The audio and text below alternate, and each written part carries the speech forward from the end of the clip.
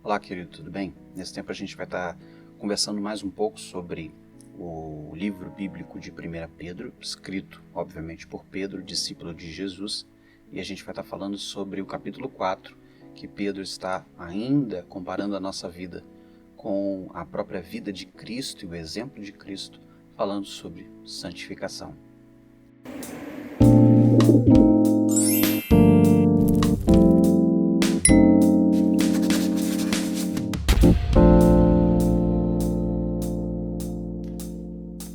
O trecho que a gente está estudando, pega ali o iniciozinho do capítulo 4, é importante a gente entender que Pedro está fazendo várias analogias com relação ao modo como a igreja vivia antes de conhecer o Senhor Jesus Cristo.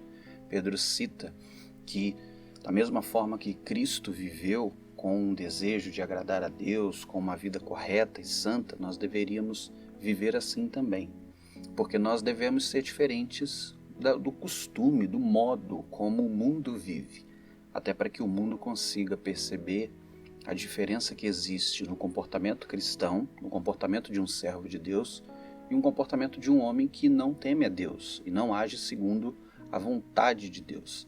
E essa é o foco, o objetivo principal de Pedro, falar que antes nós vivíamos segundo os desejos da carne, os desejos que brotam no nosso coração e que muitas vezes nos levam a cometer toda sorte de pecado. Muitos deles citados até aqui como um exemplo que Pedro diz, olha, quando nós vivíamos antes desse momento novo que nós temos como igreja, como servos do Senhor Jesus Cristo, nós vivíamos. Ele fala, por exemplo, sobre libertinagem, sensualidade, ele fala sobre bebedeiras, orgias, farras, fala sobre idolatria. As pessoas viviam assim e isso era muito comum no Império Romano. Mas a partir do momento que você tem um encontro com Jesus, a sua vida muda. E essa mudança precisa ser vista não só como uma mudança que ocorre no interior do indivíduo, mas que por meio do interior, por meio da mudança do coração, da mudança da mente, o propósito não é mais seguir os desejos da carne, e sim seguir a vontade de Deus. Esse é o princípio que Pedro está chamando a igreja e as várias comunidades espalhadas ali pelo mundo romano na sua época, de que antes nós vivíamos para o mundo e para os nossos próprios desejos carnais, e nós não tínhamos entendimento de que isso desagradava a Deus. Vale lembrar que Roma tinha muitos problemas com relação à libertinagem e à sensualidade. Roma tinha, por exemplo, casas de banho, onde os homens tinham muitas vezes relações com os próprios homens. Há muitas literaturas romanas diziam, e gregas também, que dizem que muitos romanos acreditavam que o verdadeiro prazer sexual estava muito ligado ao sexo entre homem e homem, principalmente nesses lugares de encontro entre os homens, onde eles faziam suas massagens, seus treinos, e principalmente essas piscinas naturais, esses lugares de banho público.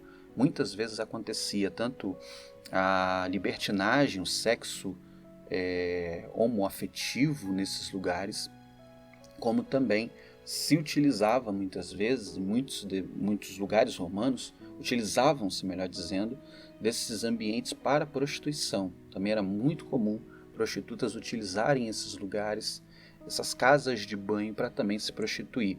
Isso era muito comum na comunidade romana.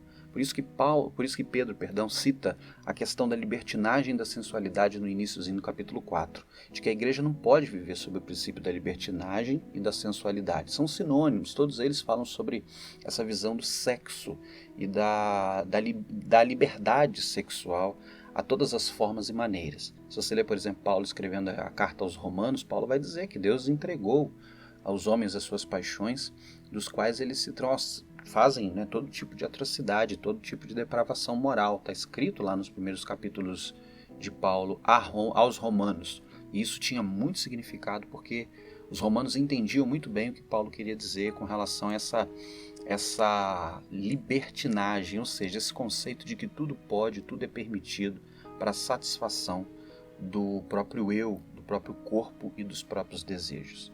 E era necessário que a igreja compreendesse que esse modo de libertinagem e de sensualidade não era coerente com uma vida de Cristo, com uma vida dedicada a Cristo. Assim como também bebedeiras não era um sinônimo de cristianismo. Assim como também orgias, como nós falamos nas casas de banho, era muito comum.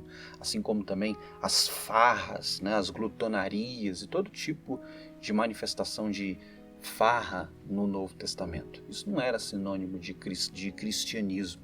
Isso quem vive dessa maneira é os pagãos. São pessoas que se perfiguram, pessoas que não conhecem a Deus e que não seguem os princípios de valor e os princípios pautados no próprio Cristo, em seu comportamento e principalmente tendo Cristo como valor dentro de seu coração.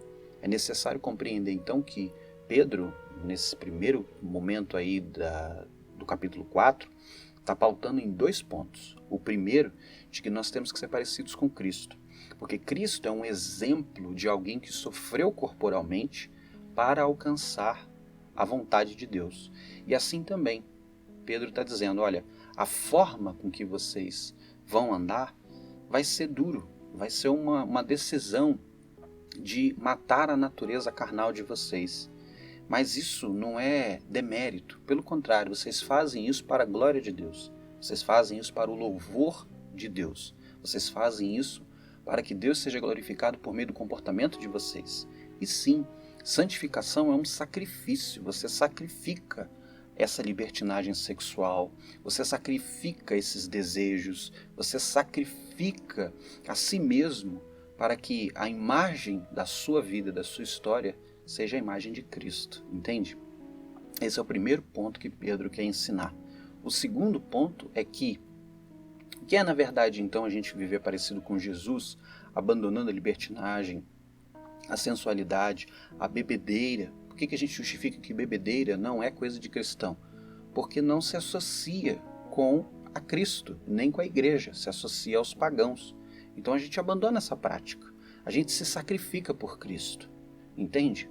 Por que a gente faz isso? Porque existe um ponto-chave nessa narrativa de Pedro, que começa no capítulo 3, como falamos nos vídeos anteriores, que é justamente um processo de santificação. E esse é o ponto-chave que Pedro está trazendo à igreja. O comportamento cristão que se sacrifica para Cristo é um processo de santificar-se, de se tornar separado, não melhor, mas se tornar preparado, exclusivo, para que o Espírito Santo e os planos de Deus se apliquem ao seu coração e à sua vida. Por isso que Pedro fala, olha, aos dons que Deus deu a vocês pelo Espírito Santo, façam com eles o melhor possível. Se você ensina com maestria, ou qualquer outro dom que Deus tenha dado a você, faça com amor, tenha amor, sejam hospitaleiros, traduzam a vida de vocês como alguém que representa Cristo. E isso é um processo de santificação, é um processo de separar-se para os planos e propósitos de Deus. Entende? Muita gente hoje prega um evangelho que não tem santificação, ou um evangelho onde tudo pode.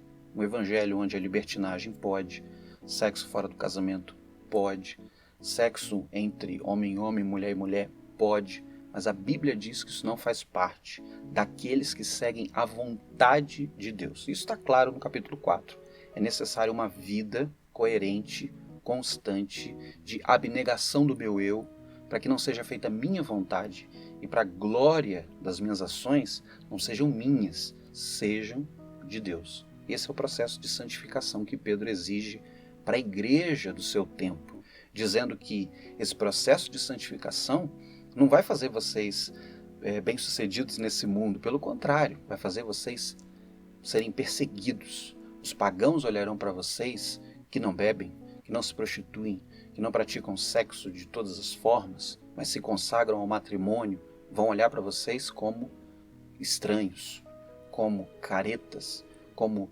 pessoas à margem dessa sociedade, pessoas que são preconceituosas ou qualquer outro título que nos subjugue a um preconceito ou, obviamente, a uma perseguição moral, psicológica e também física que estava acontecendo com a igreja. Mas é necessário que entendamos que a nossa glória não é aqui.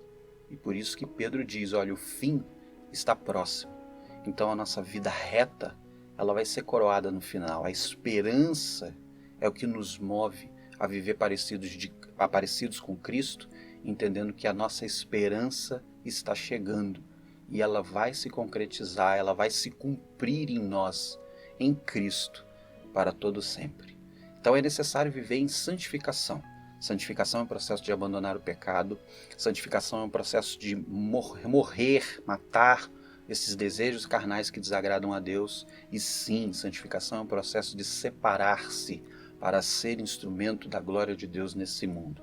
É isso que Pedro está ensinando e é importante que a gente entenda. Não é qualquer forma, não é de qualquer maneira, não é com qualquer vida que nós agradamos a Jesus. Precisa haver um padrão de comportamento que exalte a pessoa de Cristo e a pessoa de Deus por meio daquilo que estamos fazendo, por meio do nosso pensamento, do nosso coração, das nossas ações. Esse é o desejo de Deus para a sua igreja, para que a sua igreja, como a gente falou em vídeos anteriores, pregue ao mundo a pessoa de Cristo Jesus. Gostou? Então compartilha, mostra esse vídeo para outras pessoas e, obviamente, deixa aí o seu curtir, né, que ajuda muita gente aqui. E Deus abençoe sua vida, em nome de Jesus.